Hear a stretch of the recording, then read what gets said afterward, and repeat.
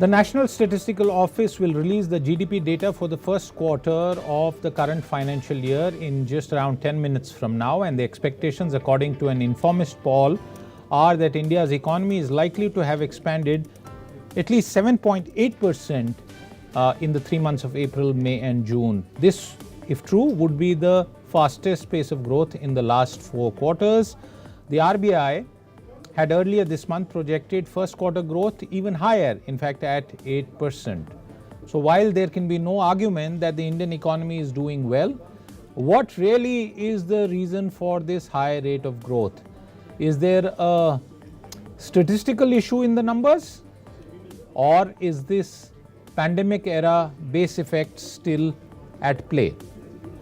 To discuss this and more on Easynomics today, I am joined by Aditi Nair, Chief Economist at ICRA, and Madan Sabnavis, Chief Economist at the Bank of Baroda. We are counting down the clock, so I'm going to come to you, Aditi, quickly for your number. In fact, the poll that we have, and we'll bring that poll up, we have 10 different quotes here, and ICRA, Aditi, has pegged GDP growth at 8.5%. That's right, Siddharth. Perhaps we're the most optimistic as far as the polls are for this quarter. And we see 3 or 4 fundamental reasons for growth being this high in Q1 of FY24. One is, yes, there is a statistical base effect, which is still at play, a robust recovery that's continuing in the services sector after the lockdown related dampening that we had seen in FY21 and FY22. So this Q1 of FY23 was really the quarter where we got back to work and we started going back to school. So there is a little bit of a lagged catch up which is still there as far as the services growth is concerned, and overall demand for services remains quite robust. Secondly, this is a quarter where the commodity prices were much lower than the year-ago levels, and margins in some sectors benefited quite a lot from that.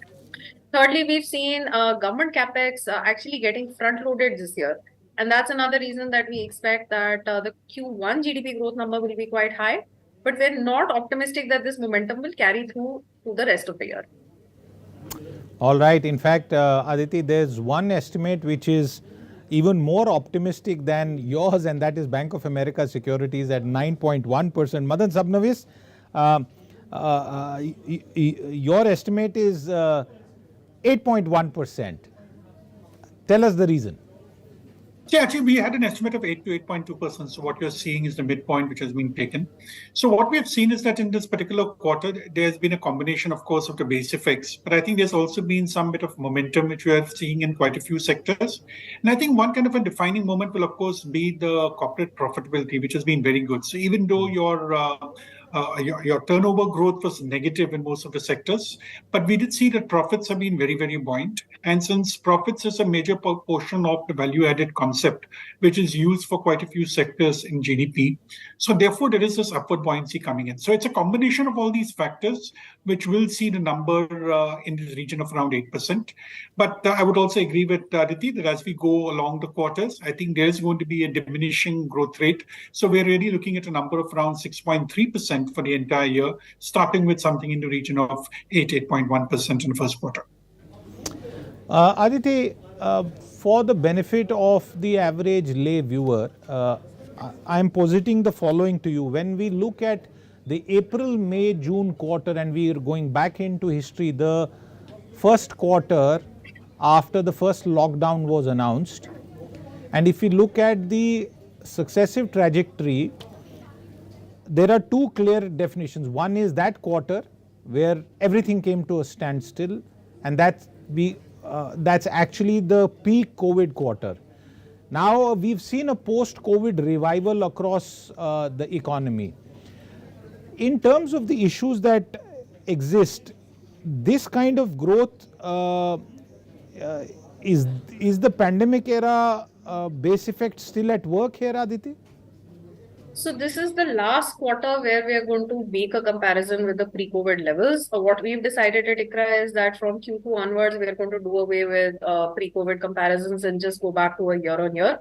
Because now the base effects are going to be very, very limited, and it's not going to be so helpful to talk about how the situation was 3 or 4 years back. So we're going to do away with this concept after this current quarter.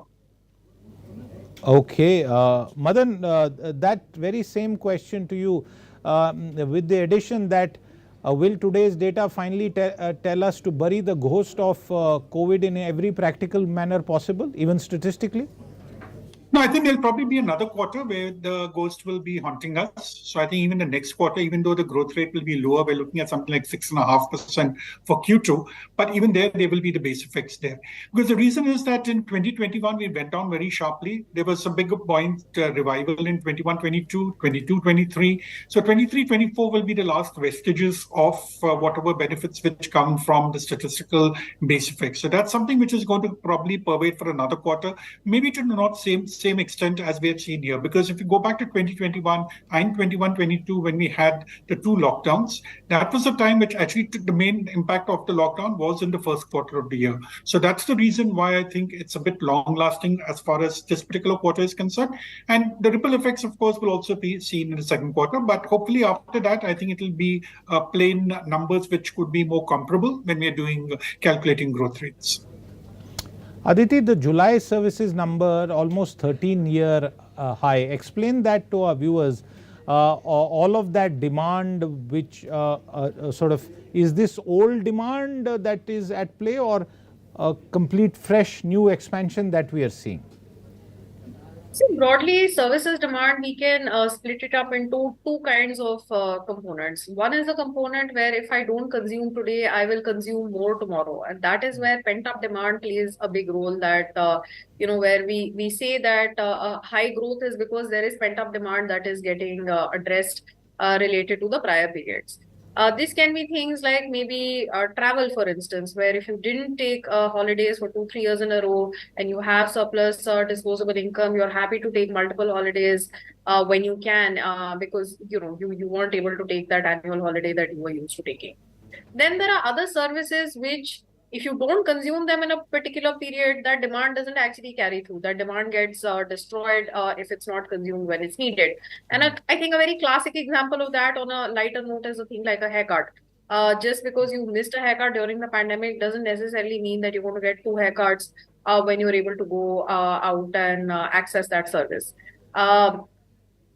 Healthcare may probably fall into the previous bracket, where a lot of people delayed going to healthcare providers during the pandemic, and therefore there may be a lot of pent up, demand is not a great way of describing it, but there may be a lot of, access to healthcare that will get seen in a more normal time. So right now, I would say that we are seeing it's a mixed bag. But there is a prioritization of the consumer wallet towards services and experiences and away from goods. So that is something that we feel is driving growth in a very uneven manner. Okay. Madan, when we look at CAPEX, we see that CAPEX is gone up very high. Expenditure is, the numbers that I have, 2,78,500 crore versus 1,75,000 crore. So government CAPEX both at the central and state level playing a significant role? So as far as the center is concerned, definitely yes, the things have been front loaded. There's also been a nudge given by the center to the states in terms of releasing those installments of long-term loans, that's an interest-free loan to states, to make sure that they spend. So there's definitely been a push given by the government. Now, the question is actually whether this is going to be sustained, especially on the center side, because we've already seen certain kind of announcements made for additional programs, welfare programs, which what one would call maybe the pre-election kind of programs. Similarly, the LPG subsidy, which has been given, you've cut down the price by 200 rupees. So all this is going to actually add to the fiscal expenditure. Now, it remains to be seen whether the same kind of speed or the same kind of alacrity is going to be shown by the government in the coming months. Because as we come nearer towards the elections, there may be more compulsions to go in for more welfare schemes, in which case, finally, the compromises are made. So that's what we have seen happening in terms of state expenditures. Very often, when they have to meet their fiscal deficit number and they realize that the only discretionary expenditure which they could get into would be capex, that's when they start cutting down on capital expenditure. So I think that's a concern which will remain. Probably it's not very evident today. It's very hard for us to say. I'm cutting in here, Madan. The April-June GDP growth number has come in at 7.8%. That's the big number. Let's bring that up on the screen. 7.8% GDP growth in the first quarter versus 13.1% a year ago in the same period. This is bang in line with the estimate that we told you, viewers. GVA growth for the same quarter, 7.8 versus 11.9% a year ago. Farm sector growth 3.5% versus 2.4% a year ago. I'm going to quickly rattle through some of the numbers. This big number right up there on the screen. Mining sector growth at 5.8% versus 9.5% a year ago. Manufacturing growth at 4.7% versus 6.1%. The big number, of course, being 7.8%, the fastest in 4 quarters. Construction sector growth at 7.9% versus 16% in the same period a year ago. So we have construction, we have manufacturing, we have mining, we have farm sector, and we have the big number on the screen. Quick reaction, Aditi, as I get more fine print. So, Siddharth, I've just glanced at the release, and I think on a sectoral basis, there are 3 or 4 sectors which are standing out where the numbers that have come in from the NSO are below our forecasts. One is the trade, hotel, and transport component, which is that big component of services where we expected that a later recovery to really push a very high double-digit growth. So that's come in at a healthy number, but definitely below what we were expecting. Secondly, even the manufacturing GVA growth is not as healthy as what we thought based on the margin benefit that both Madan and I were talking about. And I think the third is agriculture, where the number has come in a little bit below what we were penciling in. But overall, I would say 7.8%, very close to what the MPC had projected. And quite a good number, I would say. It's below what I was penciling in. So certainly I'm not going to be looking at revising my full year growth number very much because of this. But I would say overall, still we remain concerned that there would be a dip in the pace of YOY growth going forward, because as we were discussing, this number that's been pushed up by the base effect. Okay, 2 more data points as I get them. One is private final consumption growth at 6% versus 19.8%. So 6 versus 19.8, that's private final consumption. Capital formation only at 8% versus 20.4%. Government final consumption growth at a negative 0.7% versus 1.8% a year ago. Madan, your reaction to these numbers that you are hearing from me? So overall, if you're looking in terms of the GDP growth numbers, I think more or less on expected lines. So I think 8.1 to 7.8 doesn't really make much difference. I think in agriculture, we were looking at something higher, but we get a number of 3.5% here. But I think the interesting thing which you pointed out is in terms of consumption, because I think that's something which has been irking us. We've always been talking in terms of consumption picking up. And there's this question of whether we'll have to wait for the second quarter or the third quarter for consumption. So I think it does look like that cumulatively high inflation, which we have seen over the last 3 years, is something which has probably come in the way of consumption. So if I remember right, you said there's a growth of around 6% in consumption, which is lower than that of last year. I think it can be attributed largely towards to the inflation impact. But I think one other number which sort of stands out here is we're looking in terms of the gross fixed capital formation, which has been more or less in the same range as what it was last year, around 29.3%. That's in current prices. So the investment scenario remains to be just about stable, which again goes back to saying that has the private sector investment cycle picked up? The answer is probably not. It's definitely not broad-based. And whatever we are seeing so far is been happening more on account of what the government is doing.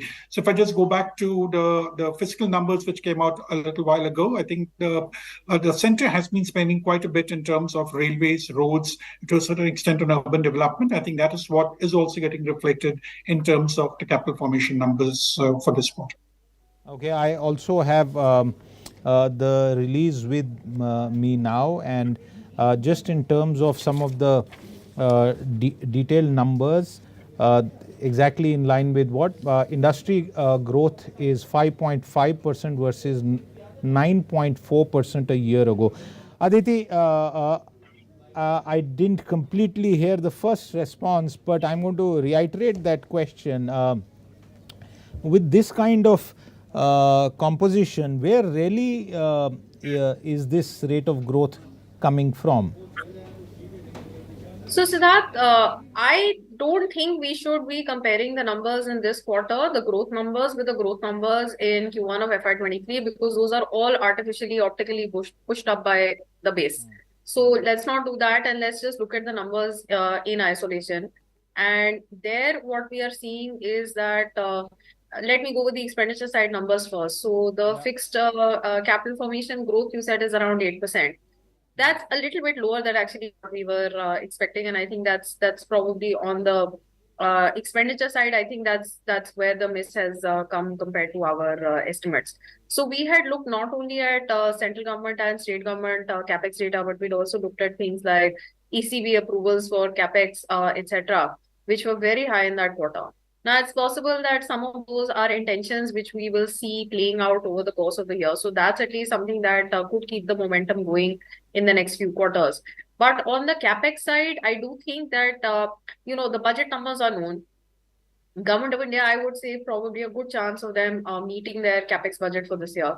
State governments are notorious for missing their capex targets by a wide margin. I don't think the margin will be that wide this year.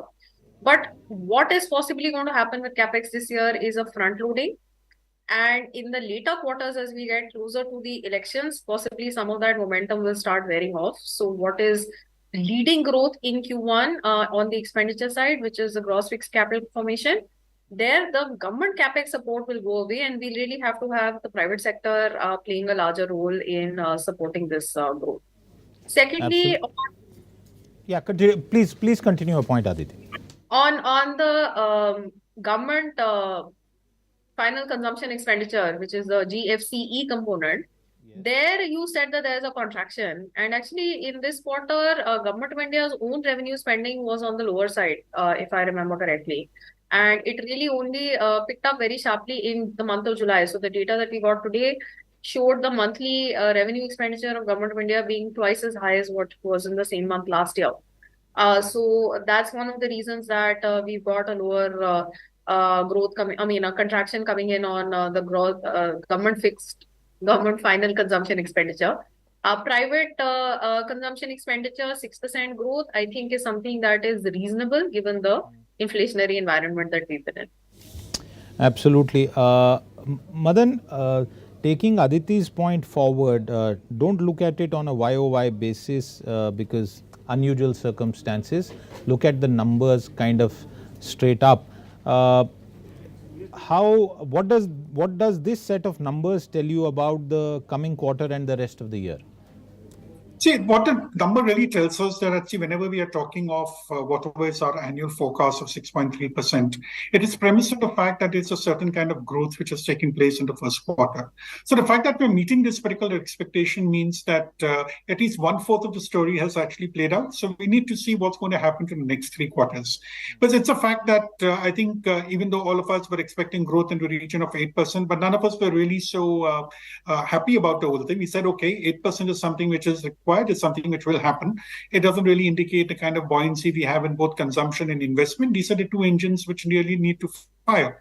Even in case one looks at corporate presentations made for the first quarter results, I think most of the CEOs were still waiting for the second and third quarters. In fact, even the second quarter may not be as exciting as the third quarter, because that's typically the time when production picks up, and that's when the so-called rural demand, urban demand, everything fructifies. Because we should remember that most of our festivals are beginning now in the month of October and November, so that's when there's going to be heavy spending, if at all it takes place. So this particular number actually doesn't tell us anything about what the monsoon has been doing on the agricultural front, because a large part of our economic growth is supposed to be driven by the rural demand, not just in terms of consumption goods, but also in terms of automobiles, two-wheelers, and tractors in particular. So that's something which doesn't really come out from this particular number, because this actually has some residual part of the Rabi harvest which comes in this quarter. Otherwise, there's not too much of harvest taking place in the first quarter of the year. So I think it's a good beginning. As I told you, 1/4 of the story has played out.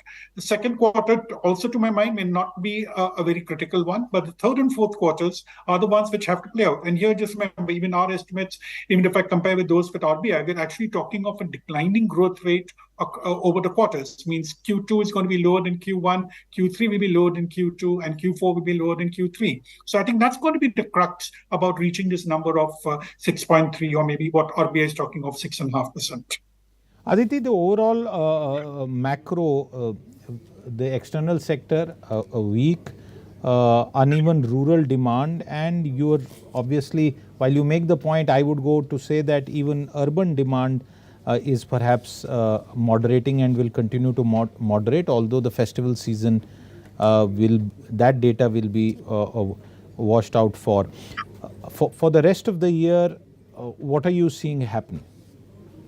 See, rural demand definitely very cautious. I mean, this has been quite an erratic monsoon, and that is not going to lend well to very confident rural spends.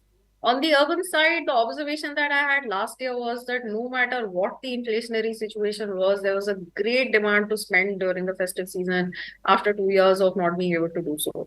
Whether that same fervor will be there this year or not is definitely something that we need to watch out for. And if there is going to be a sustained or a broad-based food price pressure, then perhaps the festive sentiment will be a little bit lacking. So tomatoes is something that obviously is going to reverse. It's not going to have a very long-term impact. We do expect the price rise to be transitory, and we're already seeing that the prices have started correcting. But if because of the weak monsoon, we're going to see a sustained pressure as far as pulses prices are concerned, cereal prices are concerned, global factors as well that come into play with the food grain, then that is something that may actually take the sheen of spending in the festive season. But this is just a word of caution at this point in time, when we really need to wait and watch. There's still 2 months left for the peak of the festive season, and so there's some time for the inflation situation to sort of normalize and not have so much of an impact on sentiment going ahead. The recent, Aditi, I'm staying with you. The recent spurt, clearly seasonal and clearly sort of hopefully just a one-off and will not persist. What's your own reading of the inflation trajectory from here on? So this spike in vegetable prices should not persist. It should end up being transitory, but I'm sure we will end up, unfortunately, with other such episodes, painful episodes going ahead as well, just given the nature of where things are with supply and demand for certain vegetables right now. As far as the trajectory itself is concerned, we're looking at the August number also being quite painful. September, we should see an inflation print that is below 6%, and then things should start easing out in terms of the YOY numbers in the second half of this year. So far, we are, in line with the MPC. We think that the average inflation for the full year is going to be 5.4%, with a significant moderation in the second half as compared to what we've seen in July, August. And going ahead, going by the RBI's own trajectory, the issue is really that we still look like we're going to take a long time to get to inflation readings that are in the 4% handle. And that is really what the governor and the MPC have been stressing on. So other than the fact that July and August of next year are going to see, a very supportive base, that of course is something that will bring down the inflation readings. But we don't think that it's going to happen even in Q1 of FY25, that we're going to be in the 4% handle as far as the headline CPI inflation is concerned. Okay, a couple of further points before I come to you, Madan. Growth of key infrastructure sectors rises to 8%, but this is July, viewers. Remember, we are discussing April, May, June, but this July number just pointed to the current quarter when we discuss it here in November. And the second thing is that the IMD is now saying normal rains over India at 91 to 109% of the long period average in September. And this comes at a time when the rain impact on production is something that's been there significantly, and we'll have to wait for that complete revival of the rain, and hopefully it will be spread out evenly.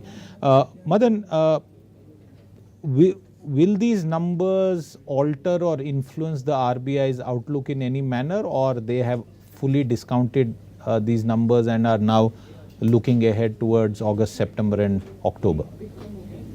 Yeah, as far as RBI is concerned, I think these numbers are more or less in line with what they have projected for GDP. So what does this mean is that growth is not really a concern. So I think that was always an idea which was there, saying that if at any point of time the current interest rate structure militates against growth, there is some reason for one to hasten up in terms of cutting interest rates. But today, I think this gives a lot of satisfaction that yes, there is a case of saying that growth is very much on the expected path, and they can continue to focus on inflation. I think inflation is something which will continue to keep nagging us. One thing is, of course, the statistical effect of saying that the base effect will bring the inflation numbers down from September onwards. But we should remember that these erratic monsoons and the kind of price pressures which we have seen in certain segments, especially of pulses, is something which has the ability to actually push up these inflation numbers even further. So we may not actually see it in terms of a 6% inflation. Maybe we could be happy at 5.5% inflation. But the prices of these products, when there is a crop failure, and it looks very much likely that in pulses we're going to be hit quite hard. It's going to also happen in cotton. Doesn't really enter too much of our CPI, but definitely goes into the WPI. Maybe some part of oil seeds, we've seen groundnut production doesn't seem to be on target in terms of the sown area. So there could be further price pressures coming up. So what we've really seen is that when we're talking of food products, tomatoes go, then it comes to onions, then you tackle onions, it could be pulses go, there could be something else coming up in terms of probably rice. So there are a plethora of factors which keep affecting single products, and these single products on their own have the ability to push up inflation. Now today, with the El Nino developing in Southeast Asia, there's also this fear that your palm oil production can get affected, which means our imports can get affected. The prices of edible oils can start going up. They've already started going up in last month. So I think these kind of price pressures are going to continue to remain, which will keep the RBI watchful. And therefore, I think a reasonable thing is status quo until the end of this financial year. In fact, one cannot rule out a hike in case we go past 7% again. But to my mind, I think these base effects will make sure that inflation doesn't come again at a nasty number like 7.4% or anywhere in that area. Absolutely, Madan.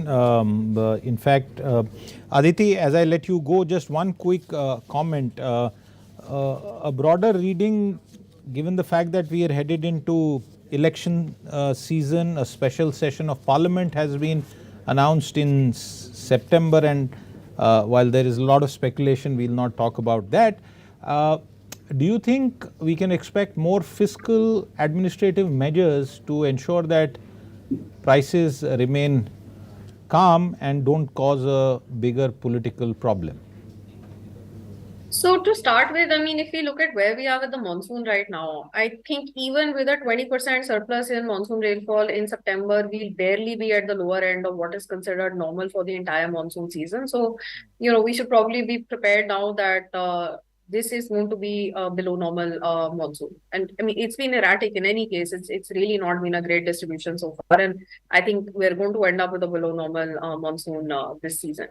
Now, given the kind of supply demand dynamics that are driving food inflation, I should certainly hope that there are fiscal measures to address some of these issues rather than leaving it to monetary policy, which is going to be extremely blunt as a tool to dealing with the kind of things that are pushing up inflation right now. So I do hope that there will be some measures that the government will be bringing in, and they've been very proactive so far in any case. So I don't think that this hope is necessarily misplaced.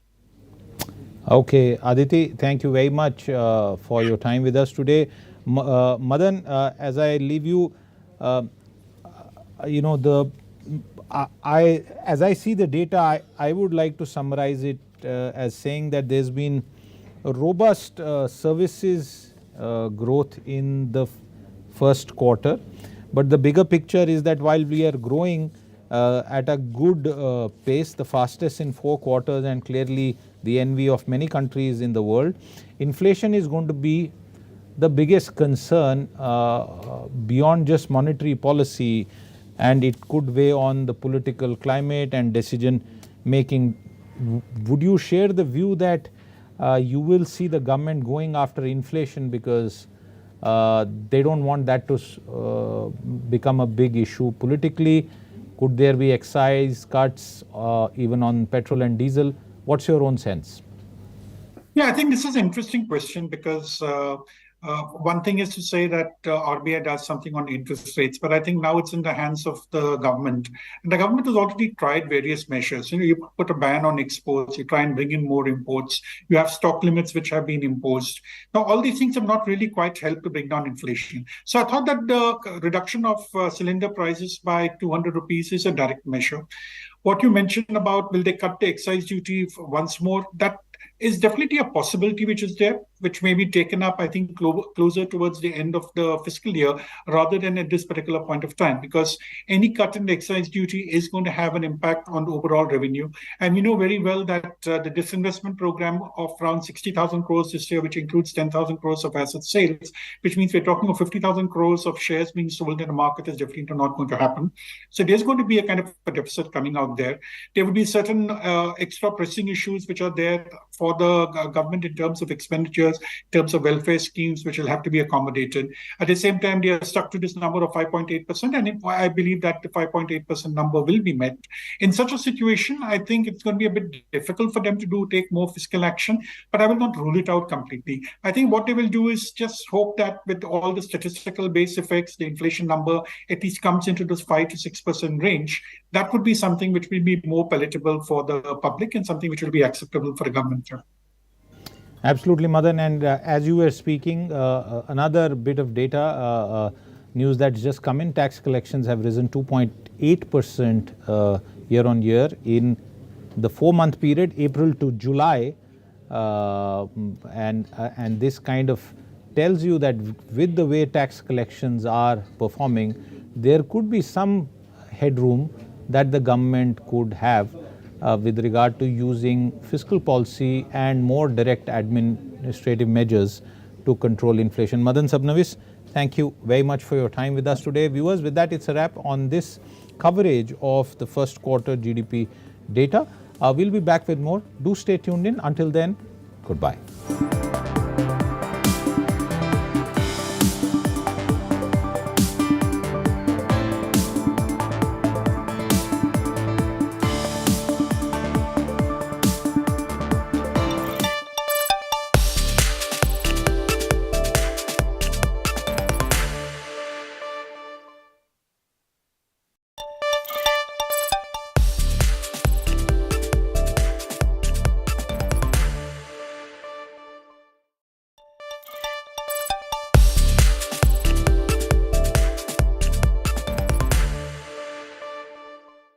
Importantly, we'll also have to keep an eye out on the Adani Group stocks again today.